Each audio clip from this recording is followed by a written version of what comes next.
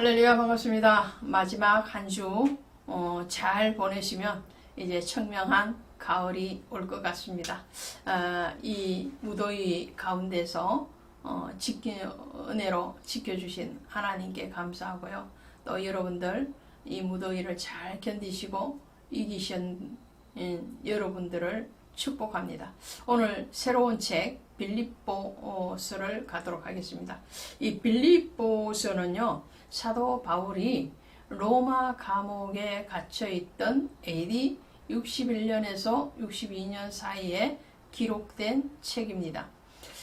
빌립보서를 묵상하다 보면 바울이 지금 상황이 결코 기뻐하거나 정말 감사할 상황이 아님에도 불구하고 그의 깊은 영성에서 그리스도 예수의 이름으로 기뻐하고 감사하고 축복하는 그런 모습을 보게 됩니다. 이런 모습을 볼 때마다 우리 자신이 어떤 신앙을 가지고 현재 있는가를 한 번 더 돌아보게 되죠. 우리가 어떠한 상황 가운데서도 바울과 같이 정말 기뻐하고 즐거워하고 또 축복하고 사랑할 수 있는 그런 성숙한 자리에 있기를 한 번 더 축복하면서 빌립보서를 보겠습니다. 이 빌립보 교회는요, 사도 바울이 사도행전 16장에서 전도 여행을 2차 전도 여행을 하는 중에 루디아라는 여인을 만나서 개척하게 되는 교회가 바로 이 빌립보 교회였죠. 빌립보 지역도 다른 지역과 마찬가지로 로마의 지배하에 있는 정치적인 그런 다스림을 받던 그런 지역 중에 한 지역이었습니다. 1장 1절에 그리스도 예수의 종 바울과 디모데는 항상 바울 서신의 특징이 자신의 신분을 먼저 밝히면서 문안 인사를 하고 있다라는 것이죠. 오늘도 변함없이 그는 그리스도 예수의 종이라고 자신을 소개합니다. 그래서 갈라디아서에서도 바울이 예수 그리스도의 종, 하나님으로부터 부름받은 사도 바울이라고 자신을 소개하면서 내가 하나님을 기쁘게 하랴 사람을 기쁘게 하랴, 사람을 기쁘게 했으면 하나님의 종이 아니다, 이렇게 자기 고백과 선언을 하는 것을 봤죠. 오늘 빌립보 교회를 향해서도 빌립보 성도들에게 편지를 보내면서 나는 사람의 종이 아니고 예수의 종이다 라고 자기 정체성에 대해서 먼저 밝히고 가는 것을 보게 됩니다. 그러면서 6절에 보시면 이렇게 되어 있어요. 너희 안에서 착한 일을 시작하신 이가 그리스도 예수의 날까지 이루실 줄을 우리는 확신하노라 그랬어요. 이 빌립보 교회는요, 설립되고 난 뒤에 바울과 루디아를 통해서 빌립보 교회가 탄생을 하고 난 뒤에 빌립보 교회는 정말 은혜스럽게 성장을 하게 됩니다. 그 성장의 증거가 뭐냐면 사도 바울이 감옥에 있을 때도 빌립보 교회는 사도 바울을 돌봅니다. 그리고 사도 바울의 선교 여행에 대해서 지원하고 후원하기를 아끼지 않았던 교회가 바로 빌립보 교회입니다. 이런 빌립보 교회를 향해서 바울이 얼마만큼 사랑했는가에 대해서 말을 할 때에 너희 안에 착한 일을 시작하신 하나님이죠. 이가 그리스도 예수 날까지 이루실 줄 아는 그 착한 일이 뭘까요?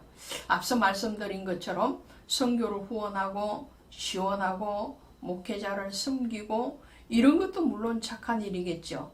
그런데 근본적으로 착한 일, 선한 일, 이것은 성경에서 구원을 얘기합니다. 전도의 사역이요, 또한 그 전도의 열매로 맺어진 영혼 구원에 대해서 얘기를 하는 거죠.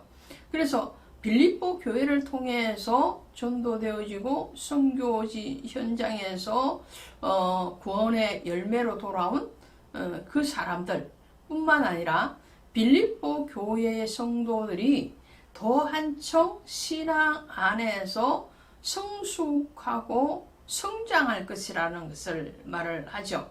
그래서 본문에서는 그리스도 예수의 날 이렇게 말을 하는데요. 2장 16절에 가면 그리스도의 날 이렇게 말합니다. 물론 이 날은 재림의 날을 얘기하죠. 그 재림의 날까지 주님은 끊임없이 쉬지 아니하시고 구원의 사역을 행하실 것이다. 그것이 빌립보 성도들을 뿐만 아니라 오늘날 그리스도 예수를 영접한 모든 교회와 모든 성도들을 통해서 하나님은 하나님의 선한 일, 예수 그리스도의 생명의 구원으로 초청하는 일들에 대해서 멈추지 않고 하실 것이다 라는 것을 말씀을 하고 있습니다. 그리고 빌립보 교회와 이 바울의 어떤 끈끈한 동지적인 그런 관계에 대해서 7절에서 이렇게 말을 합니다.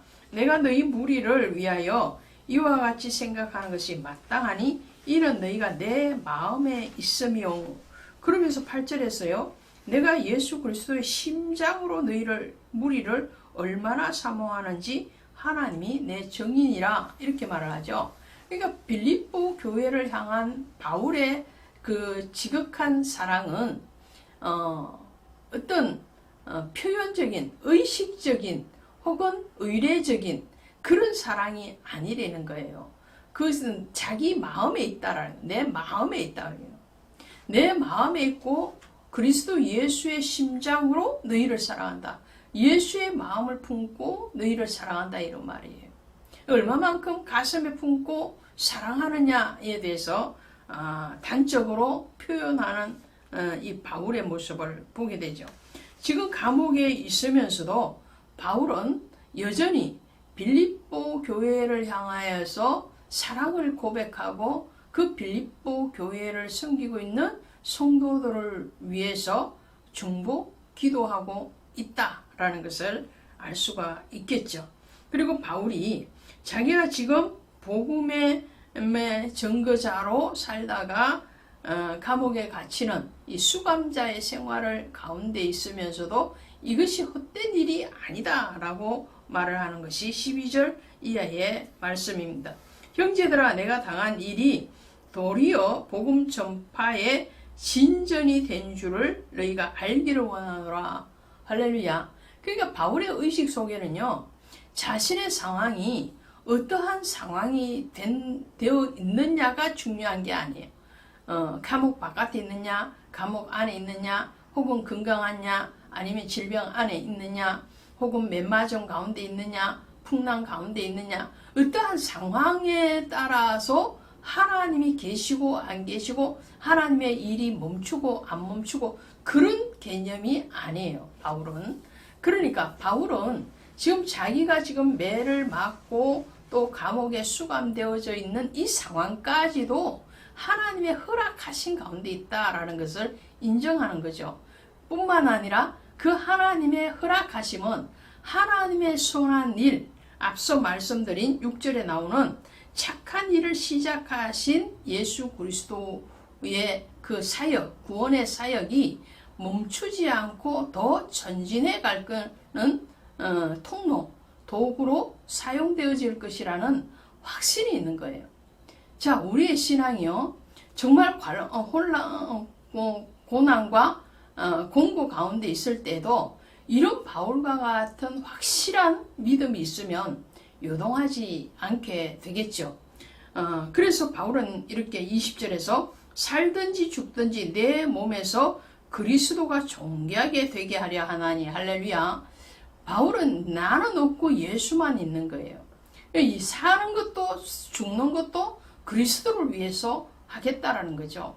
이런 신앙의 확실함이 바울의 사역을 계속적인 전도의 사역, 그리고 로마에까지 가서 복음을 전하는 사역으로 연결되어 줄 수 있는 그런 에너지였죠. 물론 그 에너지는 성령 하나님이 주시는 것이었습니다.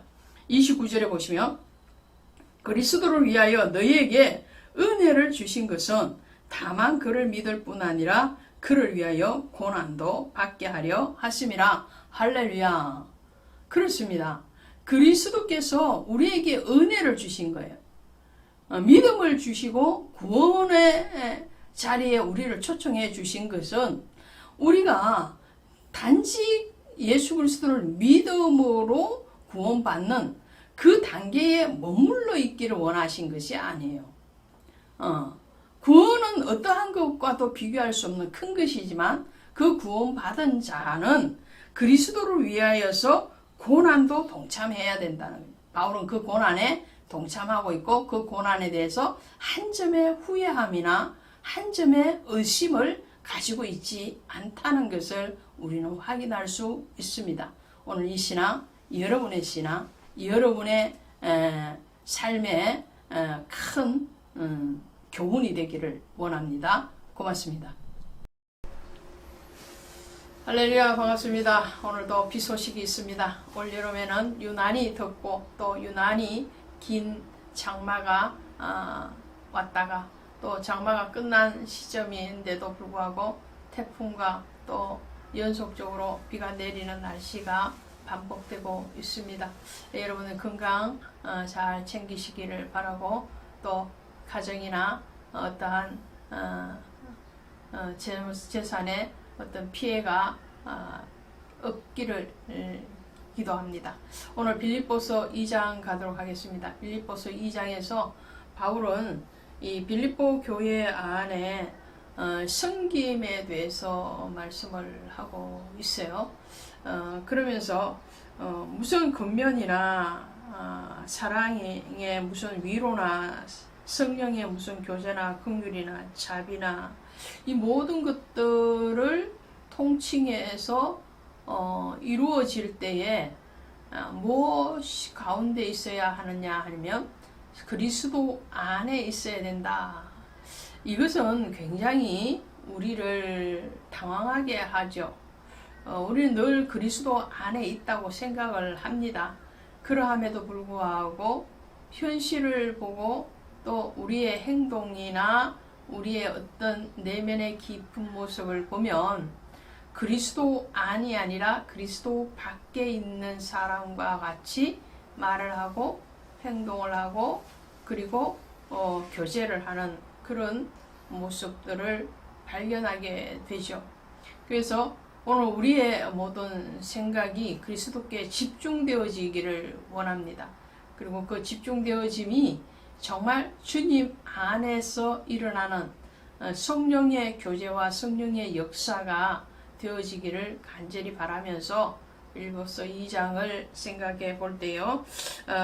그리스도 안이란 말을 하고요. 두 번째로는 마음을 같이 하여 같은 사랑을 가지고 뜻을 합하여 한 마음을 품어 그랬어요. 하나 되라는 말씀을 바울은 여러 번 말을 했죠. 은사를 얘기할 때도 또 부부의 관계를 설명을 할 때도 또 우리에게 주신 어떤 직분에 대해서 말을 할 때도 늘 한 마음 한 뜻에 대해서 얘기를 합니다. 누구와 한 마음 누구와 한 뜻이라는 것일까요? 그것은 우리 지체끼리의 한 마음 한 뜻이라는 그런 뜻도 있겠지만 더 깊이 가면 그리스도 예수 안에 예수의 마음과 예수의 뜻과 하나 되라 이런 말을 하는 거죠. 그리스도 안에 있으면 그리스도가 행하게 되는 거잖아요. 그리스도 안에 있는 자로서 성도로서 너희가 섬김과 사랑과 권면과 위로를 할 때에 반드시 하나님의 은혜에 하나가 되라는 거죠. 은혜로 하나가 되고 그리스도의 사랑으로 하나가 되라라고 말을 합니다. 아무 일에든지 다툼이나 허용으로 하지 말고 오직 겸손한 마음으로 각각 자기보다 남을 낮게 여기고 자, 우리가 다른 사람을 인정한다는 것 굉장히 중요하죠. 그 사람을 인정하지 않으면 그 사람과 진정한 소통이 일어나지 않죠. 빌립보 교인들에게 바울은 말을 합니다. 너희가 서로 다른 사람을 인정해라. 그리고 그 인정하는 방편이 바로 남을 나보다 낮게 여기는 것이다 라는 거예요. 남을 나보다 낮게 여긴다라는 것은 그 안에 섬김의 마음이 있는 거예요. 그리고 겸손한 마음이 있는 거죠. 그래서 겸손해라 라고 말을 하잖아요. 오직 겸손한 마음으로. 겸손의 왕이라면 단연 예수 그리스도시죠. 예수 그리스도만큼 겸손하신 분은 없어요. 그러므로 우리가 예수 안에 있다는 것은 그리스도의 겸손 안에 있다라는 말이 되기도 하죠.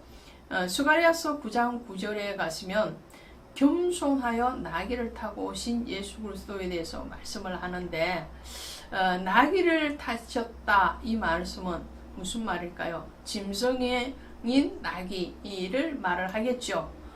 그러나 더 깊이 들어가면 그 나귀라는 것이 예표하고 있는 것은 바로 예수 그리스도의 십자가의 죽으심을 얘기하는데 그 죽으시는 이유가 바로 우리를 위해서죠. 나귀에 대해서는 출애굽기 13장 13절에 가시면 나귀의 첫 새끼는 양의 첫 새끼와 바꾸어서 하나님 앞에 드려야 되거든요. 왜냐하면 양은 하나님이 받으시는 정결한 짐승이고 또 대속의 예수 그리스도를 예표하고 있지만 나귀는 부정한 짐승에 속합니다. 그러므로 부정한 제물이 되니까 하나님 앞에 드릴 수가 없죠. 드릴 수 없는 나귀 대신에 하나님이 가장 기뻐 받으시는 양의 새끼로 하나님 앞에 드려라 그 말씀을 하고 계신단 말이죠. 그런데 예수님께서 나귀를 타고 오셔서 겸손하다라는 말씀은 부정한 우리를 대신하여서 예루살렘에 들어오셔서 그 예루살렘에서 체포되시고 그리고 갈보리 언덕에서 우리 대신에 죽임을 당하신 그 겸손한 예수 그리스도에 대해서 말씀을 합니다. 그러므로 우리가 다른 사람을 낮게 여기고 예수의 마음, 예수의 눈, 예수의 귀, 예수의 입으로 섬긴다는 것은 바로 내 안에 계신 예수 그리스도 그분의 이름으로 행하여지게 되는 거죠. 그래서 각각 자기 일을 돌볼 뿐더러 또한 각각 다른 사람 일을 돌보아라 라고 말을 하죠. 그러니까 나 자신만을 위한 그런 삶이 아니라 이제 빌립보 교인과 오늘날 저와 여러분에게 성령이 하시는 말씀은 그리스도의 생명의 겸손의 통로적인 사명을 살아라 라는 거죠. 갈라디아서 6장에도 가시면 서로 짐을 지라 그랬어요. 믿는 자들은 자기의 짐을 질 뿐만 아니라 다른 이의 짐을 져주는 거죠. 예수 그리스도께서 마치 십자가를 지신 것과 같이 오늘 우리도 우리 십자가, 자기를 부인하고 우리 십자가를 지는 것일 뿐만 아니라 예수 그리스도의 이름으로 그들을 구원하는 그런 고난, 그 고난의 십자가, 짐을 지는 것이다 라고 할 수 있겠죠. 그래서 그리스도는 어떠한 낮아지심이 있느냐? 하나님의 본체시나 하나님과 동등됨을 취할 것으로 여기지 아니하시고 오히려 자기를 비워 종의 형체를 가지셨사. 예수님은 자신의 거룩 또 자신의 완전한 왕권이신 하나님의 됨을 버리시고 본체 하나님이시라 그랬잖아요. 원래 하나님이심에도 불구하고 자기를 비워서 죄인된 인간의 몸을 입고 오셨다라는 거예요. 그것이 가장 그리스도의 겸손이요. 또 그 겸손의 극치는 죽기까지 순종함에 있다라는 겁니다. 그러신 주님을 하나님이 높이셨는데 그 높이신 것을 성귀라 그러죠. 그 성귀는 바로 그리스도의 부활을 얘기합니다. 자, 그래서 결국은 모든 만물이 그리스도 앞에 무릎을 꿇게 하신다라는, 무릎을 꿇게 하게 한다라는 것은 바로 모든 만물의 창조자이심으로 그 창조자 앞에 순종하고 복종하게 하실 것이다 라는 것이죠. 이 무릎을 꿇는 것에는 자연 만물 또 사람뿐만 아니라 이 세상을 잠깐 다스리고 있는 사단의 권세도 예수께서 정복하실 것이다 라는 말씀을 하고 계시는 거예요. 그 다음에 13절에 보시면 너희 안에 행하시는 이는 이렇게 말을 합니다. 그러니까 우리 안에 그랬잖아요. 그리스도 안에 또 그리스도께서 우리 안에, 이게 임마누엘이에요. 그러니까 그리스도와 하나가 되는 거죠. 어떠한 외부적인 환경과 상관없이 그리스도 안에 우리가 있고 그리스도께서 우리 안에 계시면 우리는 바로 움직이는 성전이 되고 움직이는 그리스도가 되는 거죠. 그래서 그리스도 안에서 행하시는 이는 하나님이시니 자기의 기쁘신 뜻을 위하여 너희에게 소원을 두고 행하시나니, 그 소원을 두고 행하신 우리의 물론 기도의 제목도 소원이 될 수 있겠죠. 그러나 궁극적인 소원은 무슨 소원일까요? 한 영혼도 멸망으로 가지 않는 것이 하나님의 뜻이에요. 그 소원을 이루시기 위해서 예수께서 가장 낮아지심의 모습으로 우리에게 오셨고 우리의 죄에 대해서 십자가에 못 박아시고 우리를 의롭다 하신 분이 바로 예수 그리스도이신데, 그 예수 그리스도의 그 마음, 그 섬김과 그 섬김을 통한 구원을 우리에게 주셨다는, 구원의 소망을 주셨다는 거예요. 그래서 그 구원의 소망을 가지고 우리가 그리스도의 십자가의 길을 가는 거죠. 그래서 이렇게 말을 합니다. 17절에 보시면 만일 너희 믿음의 재물과 섬김 위에 내가 나를 전제로 드릴지라도 나는 기뻐하고 너희 무려 함께 기뻐하리니 이와 같이 너희도 기뻐하고 나와 함께 기뻐하라 그랬어요. 그러니까 모든 일을 할 때 그리스도의 마음, 그리스도의 은혜 안에 행하기를 원하고 그러므로 그리스도 안에 세워지는 빌립보 교인들이 있다면 바울 자신이 전제로 드려진다라는 것은 부어진다는, 기름을 부어서 하나님 앞에 예물을 드리는 것 같이 자신의 십자가의 길을 가신 그리스도와 함께 순교를 한다 할지라도 나는 아무런 불평 불만이 아니라 오히려 기뻐하고 또 기뻐할 것이다 라고 말을 하는 거예요. 영혼을 구원하기 위한 그분의 뜻, 그리스도의 뜻을 성취하는 일이라면 바울은 자신의 생명도 드림에 대해서 정말 기쁜 마음으로 드릴 것이고 너희가 바로 나의 기쁨이 될 것이다 라는 하나님의 마음, 예수의 마음을 바울이 지금 전하고 있는 거죠. 오늘 그 마음이 저와 여러분에게도 공유되고 있는 줄로 믿습니다. 구원을 향하여서 한 걸음 더 나아가시는 오늘 하루가 되시기를 주 예수의 이름으로 축원드립니다. 고맙습니다. 할렐루야, 반갑습니다. 날마다 기쁨 가운데서 전진할 수 있다는 것은 엄청난 축복인 것 같습니다. 새가 노래한다 라고 말을 하는 사람도 있겠고 새가 울부짖는다 이렇게 말을 하는 사람도 있겠죠. 그것은 그것이 마음에 어떻게 들려지느냐에 따라서 표현이 달라지는 것이죠. 오늘 저와 여러분의 마음은 어떤 상태입니까? 오늘 빌립보서 3장에 가시면 기뻐하라 이렇게 시작을 하고 있어요. 우리 보시도록 합니다. 3장 1절에 가시면 끝으로 나의 형제들아 주 안에서 기뻐하라. 자, 여기서 끝으로 이런 말을 했죠. 이것을 4장에 가시면 4장 8절에도 끝으로라는 말을 하고 있어요.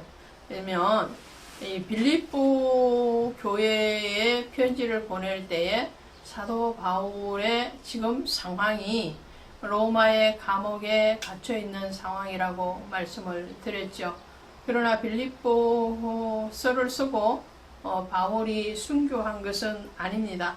나중에 디모데 후서까지 가게 되는데, 디모데 후서에도 가면은 바울이 어떻게 표현을 하고 있느냐 하니까요.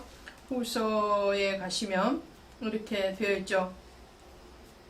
자, 4장에 가시면 4장 6절, 디모데 후서 4장 6절에 가시면 전제와 같이 내가 벌써 부어지고 나의 떠날 시각이 가까이 왔도다 라고 말을 해요. 그러니까 자신이 이제 죽음을 얼마 남겨두지 않는 시점이라는 것을 알고 있는 거죠. 그런데 빌립보 교회에 편지를 보낼 때도 바울은 언제든지 내가 떠날 준비가 되어 있다라는 것을 말을 하면서, 그러면서 지금 뭐라고 빌립보 교회인들에게 표현을 하느냐면 끝으로라는 말을 하고 있다는 말씀이죠. 이 끝이라는 것은 개인적인 종말을 얘기하기도 하고, 또 예수 그리스도께서 재림하실 때 온 인류적인 종말을 얘기할 때도 있죠. 여기서 끝으로라는 것은 바울의 개인적인 종말을 바라보고 전제하고 얘기할 뿐만 아니라 모든 성도들, 빌립보 교인들 뿐만 아니라 모든 그리스도인들이 종말적인 관념에서 살아야 된다라는 것이죠. 그래서 우리는 언제든지 떠날 준비를 하고 사는 사람들입니다. 올 때도 내 마음대로 온 것이 아니지만 이 땅을 떠나서 영원한 생명 안으로 들어가는 그 구원의 종말의 때도 언제인지는 모른다라는 거죠. 그러므로 오늘이 마지막 만남이고, 오늘이 마지막 설교고, 오늘이 마지막 내가 누군가를 사랑할 수 있고 용서할 수 있는 날이라는 전제하에서 산다면 정말 책임감 있게 살아가게 되겠죠. 바울은 그런 의미에서 이 끝으로라는 말을 쓰면서 그러면 종말론적인 관념으로 살아가는 성도들의 삶의 자세, 신앙의 자세는 어떻게 될 것인가 라는 거죠. 거기에 대해서 주 안에서 기뻐하라 이렇게 말을 합니다. 이것이 바로 종말 시대를 살아가는 성도의 자세인데, 특별히 빌립보 교회에 편지를 보낼 때에 이 빌립보서 안에 주 안에서 기뻐하라, 기쁨에 대해서 여러 차례 말을 하고 있어요. 1장 18절에도 두 번에 걸쳐서 말을 하고 있고요. 2장 17절, 18절, 또 3장 1절, 4장 4절, 또 10절 이렇게 기뻐하라는 말을 반복하고 있습니다. 바울의 외적인 지금 상황은 기뻐할 상황이 아님에도 불구하고 바울은 언제든지 주님을 만날 준비를 하고 있고, 그 준비 안에서 기쁨으로 천국을 바라보고 소망하고 살아간다라는 것을 빌립보 교인들에게 말을 하는 거예요. 그러면서 빌립보 교인들에게 이렇게 또 말을 할 때요. 2절에 개들을 삼가고 행악하는 자들을 삼가고 몸을 상해하는 일을 삼가라. 이것은 할례당이나 유대주의자들을 표현해서 하는 말입니다. 그러니까 할례로 구원을 받는다, 율법으로 구원을 받는다 이렇게 가르치는 사람들을 조심해라, 율법주의자들을 조심해라 라는 말을 하고 있어요. 그러면서 성도들은 하나님의 성령으로 봉사하며 그리스도 예수로 자랑하고. 자, 빌립보서 2장에서 어떻게 말을 했나요? 한 성령 안에서 무슨 권면이나 무슨 위로나 무슨 성령의 교제를 할 때 마음을 같이 하고 한 마음 한 뜻으로 그렇게 말을 했죠. 그런 것처럼 그리스도 예수 안에서 사랑하고 봉사하고 섬기는 그 모든 것은 오직 한 마음, 그리고 예수의 사랑 안에서 이루어지는 것이다 라는 것을 말을 합니다. 예수로 자랑해라. 그러면서 예수 그리스도만을 자랑하는 자신을 돌아보면서 간정적인 말을 하고 있어요.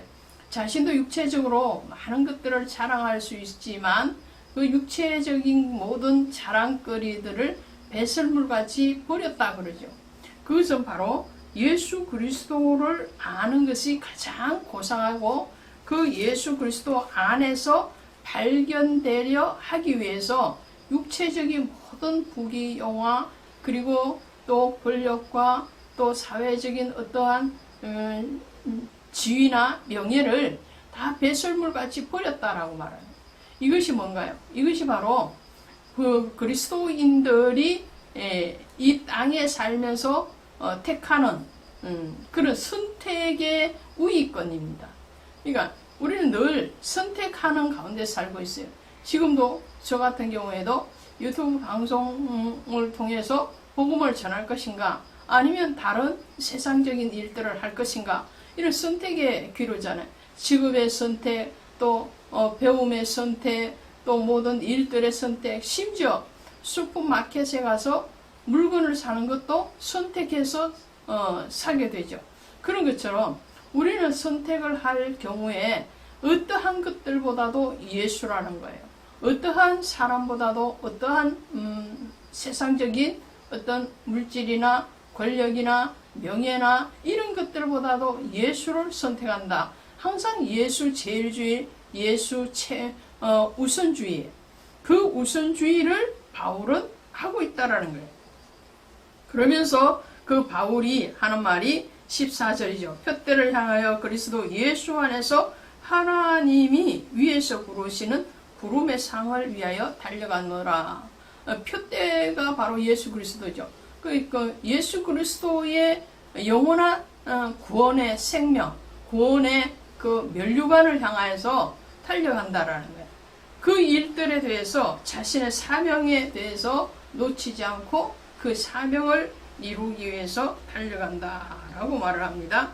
그러면서 또 18절에 가시면 내가 여러 번 너희에게 말하겠구나 이제도 눈물을 흘리며 말하는 여러 사람들이 그리스도의 십자가의 원수로 행하였느니라. 십자가의 원수로 행했던 사람들이 있죠. 자, 바울의 여러 서신들 우리가 갈라디아서나 고린도 전후서나 또 에베소서나 디모데 전후서 이런 여러 서신들을 통틀어서 볼 때에 바울의 신앙과는 뭐냐 하면 바로 예수 그리스도의 종으로 살았다라는 거예요. 반대편에 있는 사람도 있겠죠. 사람의 종, 세상의 종, 사단의 종으로 사는 사람도 있죠. 그러니까 그리스도를 주인으로 삼는 예수 그리스도만을 자랑하고 십자가만을 자랑하는 그런 사람이 있어요. 그러나 반대편에 세상의 종이요, 사단의 종이요, 사람의 종으로서 십자가를 원수로 생각하는 사람, 그 사람이 오늘 18절에 나오는 사람들, 그런 사람들이 있어요. 그러면 예수 그리스도를 주인으로 삼고 있는 또 십자가만을 자랑하고 있는 사람이 가는 곳은 바로 하늘이죠.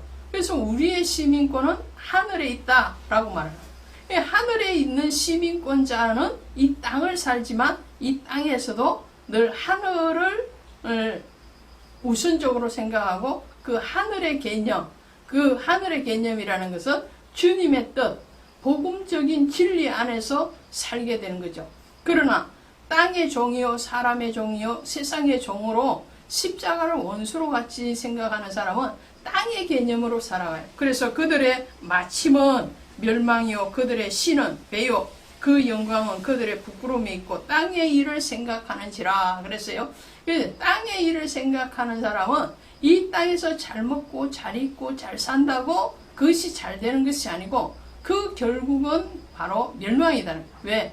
구원이 없기 때문에 세상을 주인으로 섬겼고 자신의 육체를 주인으로 섬겼기 때문에 그 최후는 바로 멸망이기 때문에 부끄럽다라는 거예요. 그러나 성도로서 주 안에서 기뻐하고 그리고 그 주님과 십자가를 사랑하고 하늘의 소망을 두고 달려가는 그 사람에게는 하늘의 시민권이 있으므로 주 안에서 승리하게 될 것이다 라는 것을 말씀을 하고 있습니다. 저와 여러분이 천국을 향해서 또 구원의 소망의 꼬린 지점인 그 나라로 가기까지 쉰 중단 없는 전진을 하시기를 원하고, 또 아직도 내려놓지 못하고 아직도 그리스도 예수보다도 더 사랑하는, 혹은 그리스도 예수와 버금가게 사랑하는 그 무엇이 있다면 그것마저도 배설물로 여기고 버릴 수 있는 그런 결단의 시간이 되시기를 주 예수의 이름으로 축원드립니다. 고맙습니다. 할렐루야, 반갑습니다. 누구 안에 있느냐, 누구와 함께 하느냐, 그것은 우리 일생을 두고 굉장히 중요한 요소죠. 오늘 빌립보서 4장을 갈 텐데요.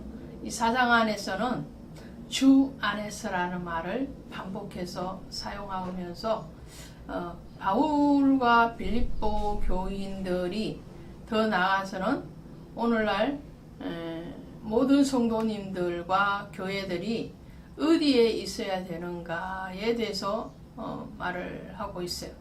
보시면요, 4장 1절이죠. 주 안에서 서라 그럽니다. 그리고 2절에서도 주 안에서 같은 마음을 품으라 그래요. 4절에서도 주 안에서 항상 기뻐하라 그렇게 말을 하고 있죠. 또 있습니다. 또 어디에 있느냐면은 10절에 가시면 주 안에서 크게 기뻐하면 이렇게 말을 하고 있어요. 모든 것이 주님의 안에서 일어나야 된다는 것이죠. 그리고 21절에 마지막 인사를 할 때도 예수 안에 있는 성도에게 이렇게 말을 해요. 그러니까 예수 안에 있는 사람의 변화된 성도의 삶, 그리고 예수 안에 있는 사람들 간의 교제는 어떠해야 되는가, 그리고 그 상대에 대한 마음이 어떠한가에 대해서 전반적으로 말을 하고 있는 것이 이 4장이라고 할 수 있겠는데요. 그래서 주 안에서 서라 첫 번째로 4장 1절에서는 그러므로, 이 그러므로라는 말은 무슨 말일까요? 앞서서 말을 했던 3장 17절 이후의 말이죠. 하늘의 시민권을 가진 자가 살아가는 그런 삶의 방식이 어떻다라는 것을 말을 했죠. 땅의 것을 구하지 않고, 그리고 자기를 낮춰서 죽기까지 복종하신 예수 그리스도의 길을 가는 그런 삶이죠. 그러므로 이런 하늘의 소망을 가지고 하늘의 시민권을 가지고 살아가는 그것은 사랑하는 성도들이죠. 나의 사랑하고 사모하는 형제들, 나의 기쁨이요 면류관인 사랑하는 자들아. 이 면류관이라고 이렇게 표현을 하고 있잖아요. 우리는 의의 면류관, 생명의 면류관, 또 영원히 시들지 않는 면류관, 여러 면류관에 대해서 성경이 말을 하고 있는데, 궁극적으로 그 모든 것을 얘기하는 것이 뭘까요? 성도에게서 면류관은 예수 그리스도시죠. 그리고 예수 그리스도에게서 면류관은 바로 참 성도들입니다. 목회자에게서 면류관은 성도들이죠. 성도의 면류관은 예수 그리스도시죠. 그런 모든 상급, 모든 자랑은 바로 영혼이라는 것을 말을 합니다. 그리스도께서 우리를 사랑하시되 죽기까지 사랑하신 것 같이 우리를 구원하시고 우리를 자녀 삼아 주신 그 하나님에 대한 사랑, 예수 그리스도에 대한 은혜를 기억하는 것, 그것이 바로 면류관이죠. 자, 그러면서 주 안에서 같은 마음을 품으라 그러잖아요. 한 마음이라고 그러잖아요. 이 한 마음에 대해서는 이미 지난 2장에서 말을 했죠. 마음을 같이 하여 같은 사랑을 가지고 뜻을 한 바에 한 마음을 품어. 2장 2절에서 그래서 한 마음이라는 거예요. 갈라진 마음은 성령의 마음이 아니라는 거예요. 그리스도께서 주시는 마음은 한 마음이야. 한 지점이죠. 한 목표를 향하여서 표대를 향하여서 달려가는 한 마음이죠. 그 마음을 품으라. 그리고 주 안에서 항상 기뻐하라. 내가 다시 말하노니 기뻐하라. 빌립보서의 특징이 기쁨이라고 그랬죠. 희락입니다. 예수 안에 있는 자, 주 안에 있는 자는 기뻐한다는 거예요. 어떤 상황에 따라서 기뻐하고 슬퍼하고 좌절하고 절망하고 이런 것이 아니에요. 어떠한 상황과 상관없이 주 안에 있기 때문에 누리는 평강이요, 주 안에 있기 때문에 얻어지는 기쁨인 거죠. 그 기쁨, 그 기쁨에 대해서 얘기할 때에 데살로니가전서 5장 6절에도 가시면 항상 기뻐하라 그렇게 말. 기쁨은 지속이에요. 지속이 될 수 있는 것이 뭘까요? 그것은 주님과의 관계라는 거예요.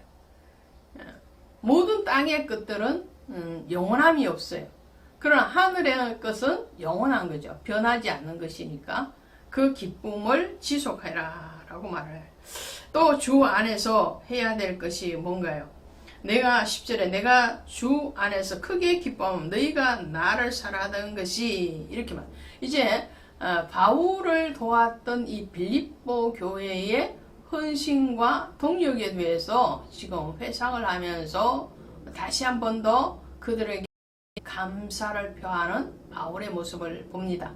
이 빌립보 교회는 사도 바울이 2차 전도 여행 때에 사도행전 16장에서 옷감 장소였던 이 루디아를 만나면서 시작을 하게 되죠. 그러면서 이 빌립보 교회는 바울의 선교 사역에 막대한 헌신을 합니다. 그리고 지속적인 헌신을 해요. 우리가 선교지에 있는 선교사님이나 선교 교회에 후원을 하고 선교를 할 때에 지속성을 갖기가 참 힘들거든요. 근데 이 빌립보 교회는 굉장히 한 번만 한 것이 아니고 계속적으로 바울을 도왔고, 심지어 물질로만 도운 것이 아니고 사람을 보내어서 바울의 감옥에 갇혀 있는 생활을 돌보기까지 했던 교회가 이 빌립보 교회입니다. 그런 빌립보 교회에게 바울은 특별한 내정을 가질 수밖에 없었겠죠. 그리고 거기에 대해서 당연시 여기는 것이 아니고 감사했다라는 말을 하고 있습니다. 그래서 감사하면서 바울이 하는 말이 이런 말이에요. 16절에 가시니까 데살로니가에 있을 때에도 너희가 한 번뿐 아니라 두 번이나 나의 설 것을 보내었도다 그러죠. 마게도냐에서도 이 빌립보 교인들이 도왔고, 그리고 또 데살로니가에 있을 때에도 여러 차례 이 바울을 후원하고 도왔다라는 것을 알 수가 있죠. 그러면서 내가 선물을 구함이 아니요 오직 너에게 유익하도록 풍성한 열매를 구함이라 그랬어요. 이 바울은 내가 풍부하다 그러잖아요. 자족한다 그러잖아요. 그러니까 바울은 많은 것을 가져서 풍부하다고 얘기를 하는 것이 아니고, 바울 자신이 주 안에 있기 때문에 주님 안에서 누리는 그 풍요예요. 목회자나 성도들이요, 풍요를 누리는 것은 많이 가져서 누리는 게 아니에요. 주 안에 있기 때문에 누려지는 거죠.